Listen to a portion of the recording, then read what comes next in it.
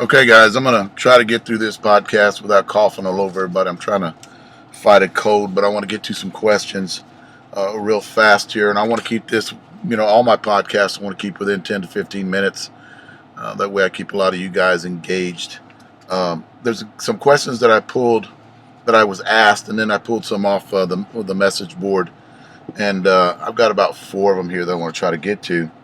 For one thing, I want to tell you, guys, any of you guys that get on YouTube and you guys watch a lot of these videos on YouTube, don't believe everything that you see on YouTube, because a lot of these guys put up stuff just to sell you things, and they'll lie their ass off to get you to buy it. And a lot of the guys that are doing it are guys that you think are trustworthy, that put videos up. And don't believe distance either. It's very hard, and I know this for a fact, it's very hard to judge distance when you're doing a video. You actually just got to take the guy's word for it. The best way to do it, guys, is if there's a really good camera out there and they're hitting on a baseball field, and if they hit one out or hit one into a tree, you can actually hear them hitting the tree.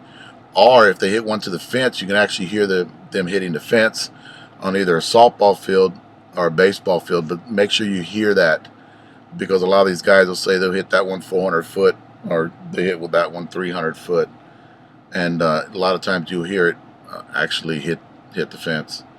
That's one of the best ways. It's so hard to get two different cameras set up where you can actually see where the ball landed. And then again, you can lie on that one too. I've seen a video just recently put out by a guy, and that hit a shot, over 500 foot, and then the camera's sitting on one little area, and then you see a ball hit the ground. Now, that's unbelievable, because how did he know the ball's going to hit in that one spot and just keep the camera real still? It actually looked like it was thrown and then put in that one area. Now, one thing I did see, in one video, this guy was hitting a building, which is actually pretty good, because you can actually Google it to find out how far he did hit that ball. So, do your research, guys, and then the swing too. You've got to have, like I talked to one of my other podcasts, you actually got to have a pretty good swing to hit a ball 400 foot. So when a guy's out there bragging that he hit that one, over 400 foot, look at his swing. A lot of you guys know anything about baseball or softball swings. You can look at his swing and tell how far he hit the ball.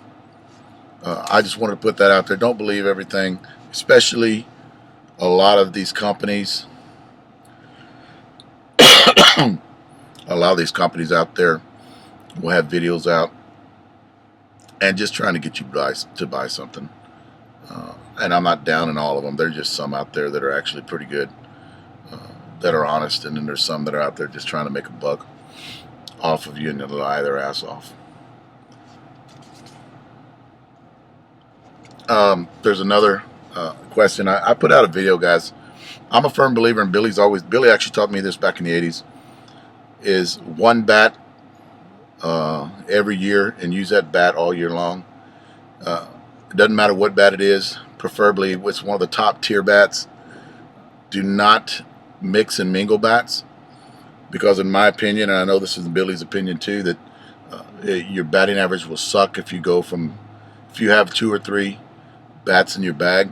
Well, I did a video on this, and the name of the video was how to raise your batting average 100 points by the end of the year, 75 points by the end of the year.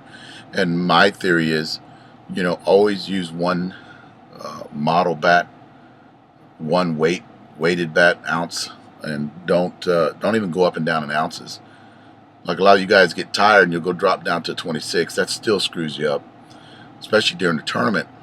I know guys out there that swing a 27 on Saturday and try to swing a 26 on Sunday, and they're hitting, their batting still sucks. You need to train to swing that bat. You shouldn't be getting tired. If you're eating right and you've got a little workout routine, it's not the bat, guys. Get stronger to swing the 27 for 2 days. Eat right. Nutrition plays a big part in a lot of this, guys, that you do. If you don't eat right, then and you go out and hit, you know, let's say 300-400 balls a week, which is very hard to do. I'll get to that later on in another question that I got. Sorry. But I had somebody ask me, goes, and he would not take, I kept on telling him, you need to go with one bat. Well, he did not want to do it. He did not want to do it. He kept on telling me, I can't do it. What two bats are best weighted wise that I can put in my bag? And he wanted to, he wanted to go like a Dudley and a Big Cat, or a Dudley and a Mikan White two-piece. And I could not give him an answer. It's something I'm going against, that I will not tell a guy, okay, use these types of bats. It's still going to throw you off, guys. If you go from a Dudley, let's say a Dudley, to a Big Cat is so much more weighted on the end. He would have to drop an ounce just to swing the Big Cat and the Dudley. And why are you going to do that? Those two bats swing totally different because they're made from two different manufacturing companies. So I advised him not to do it, and he actually wore on me, and then finally my wife had talked to him, and I think it was in Reno, and he's finally going to do it. He's finally going to drop all of his other bats and get rid of them. I actually tell the guys whenever they do this, and I usually talk to a bunch of seniors around San Antonio about this, is you don't need to put it in your, when you do this that I'm talking about, you need to hit it and hit the bat you're going to use during the off season that you're going to use that year. But you need to get rid of every bat in your bag. Just get rid of it. Sell them on eBay, sell them to your buddies, and that way you don't cheat and try to go back to it. You need to swing that one bat, and if you want to, buy two of the same ounce and the same model bats, and keep just one on the side, and carry those to tournaments if you have to. But just get used to the one weighted and the one model bat. And I guarantee you guys, your batting average at the end of the year. And don't give up on it. Here's the deal: too many seniors give up on it. They're superstitious, so they think they swing better. If they have a bad game, they kind of go back to the bat. Just keep at it. And at the end of the year, when all the big tournaments come around, you'll find out that your batting average is pretty high. Just don't give up. Because if you started off at the beginning of the year swinging with it, and you're used to it, because it takes your body a while to get used to a bat, and I've said this in a different podcast video, that it takes your body, in my opinion, at least a month and a half to get used to the swinging weight. And that's hitting balls 2 or 3 times a week, to get used to the swinging weight of the bat, and it builds more confidence. So that's the other one. I actually had a this is a funny one. I don't say these guys' names because I want to put their names out there, but I have a workout routine for on season and off season. It's actually like a powerlifting routine that I developed back in I think it was 89, 90 when I was traveling and playing, and I think it helps. And it's explosive. It's done by percentages, and it's an explosive routine. I've got probably 3 different routines that I do out there. One's a 5-3-1 that I actually do in the off season that I think gains a lot of strength. You've got to do an off-season workout routine where you get stronger, and then a on-season workout routine where you stay loose. Well, this guy, he's on my YouTube channel, and he was asking me. He said he thinks he's gonna, on the off-season, that he's gonna do CrossFit. What is my opinion of the CrossFit in softball? Now, I'm not going to tell you guys what I told him, but I'm going to try to be as kind to CrossFit as I can. If you want to look good for the girls, okay, and you want to get a fit body, and I'm not saying that CrossFit is not going to benefit softball. It does, but not to the magnitude that it would doing a powerlifting routine, because CrossFit's not going to get you strong as what you would do powerlifting. And guys, one thing you got to understand here, and I'm going to tell you this too: powerlifting, bodybuilding, and endurance training is totally different. Now, if you're an outfielder and you want to CrossFit and you just spray the ball around, I don't have no problem with you doing CrossFit. But don't think it's going to add 50 feet onto your ball, and turn you into this gigantic power hitter because you picked up CrossFit. It is a good way to keep in shape, yes, but I'm not a big fan of it. And he kind of questioned me on it and told me this, uh, what is my experience? Did I do any research on the CrossFit? And yes, I did. Not on me, but on my son. I have a 26-year-old that's in the Navy. Well, before he went into the Navy, he started doing my workout routine. Uh, 5-6 years ago, and he that's when the CrossFit started coming around. So he wanted to get into CrossFit, and my son Kyle's a good athlete. He's played baseball his life. He's a left-hander, but he's got a beautiful softball swing, and he can hit. He's 5'7" at the time, 181 pounds, and he could hit the ball 400 foot because he trained to hit the ball 400 foot. And he can spray the ball around. He plays outfield and infield. Well, he wanted to do this CrossFit, and I told him, just go do it. He went to CrossFit. He started getting in shape. He lost a lot of size. He actually got ripped. His abs came out. He got tone, but his performance at the plate went down because he didn't have that explosive movement. And that's my experience with CrossFit, because he did it. And then when he started doing my workout routine back again, he got a lot of that distance back. So that's my experience with CrossFit. That was a question that I got from one of my guys. A lot of guys, a lot of you guys out there talk about a tee. A lot of you guys hit a tee, and you ask me, why don't I like a tee? Because I did a video on about I hate tees. I don't think it benefits your swing. I love live pitching because you can actually see the ball being released. I do not like pitching from a machine. I did a video on that too. I talked about a place that was an outdoor batting cage where they have the rubber balls with the dimples on them. I hate those. I will never hit in one of those ever in my life, and here's the reason why. Because when you're hitting up on a hill, and then the balls roll downhill to the pitching machine. So the arc's going to be different. So your timing is going to be off. It's probably pitching from the same distance, but if you look at it, all those balls have to get down to the pitching machine.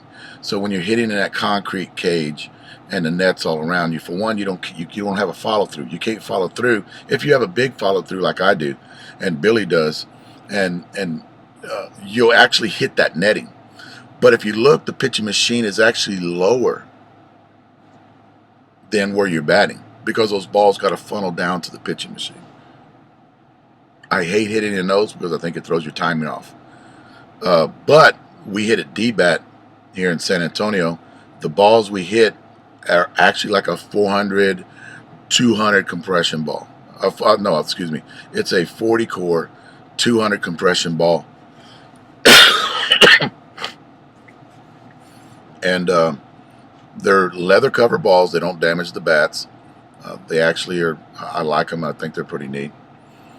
And it's actually a level. The pitching machine pitches level, like from where it pitches to where you're hitting, it's level, so it doesn't mess up your swing. But getting back to the tee question, the reason I don't hit off a tee, and I never have, is because I spin the ball. One thing Billy taught me back in the 80s was how to spin a softball. And I've been asked that question a lot because if anybody knows Billy's played with Billy too in the past, he cuts the bottom half of the ball to get spin on it, and you just can't do that with a tee. I tried a tee back in the late 80s, early 90s, and I got so mad because they kept on knocking the damn tee down because I hit the bottom half of the ball. And I don't want to learn to hit the top half of the ball. I want to hit the bottom half. Now, I seen something on YouTube the other day, and I can't remember the name of it. I think it's called bottom spin or something like that, where it actually grabs the ball from the top. Now, that seems like it doesn't look like a bad idea, but I think if I hit off a tee, that it would mess my swing up because it's not live pitching. So I choose not to hit off a tee. I know a lot of you guys out there and do that, but here's my opinion. If you do it, I recommend not hitting off. If you want to practice hitting the bottom half of the ball, Do not hit off a tee, because you'll knock that tee over and you get frustrated. And in your mind, you'll start thinking, well, I don't want to knock the tee over again. I'm just going to hit the center part of the ball, or the top the part of the ball. And that's one thing, if you want to be a bottom spinner, that you don't need to do. If you're going to do it, you need to practice it. And here's what Billy told me back in I think it was 82, 81. He had told me, just do it, because your mind will pick it up. If you keep doing it and practice on hitting the bottom half of that ball and driving it, kind of like a golf shot, your body will pick it up.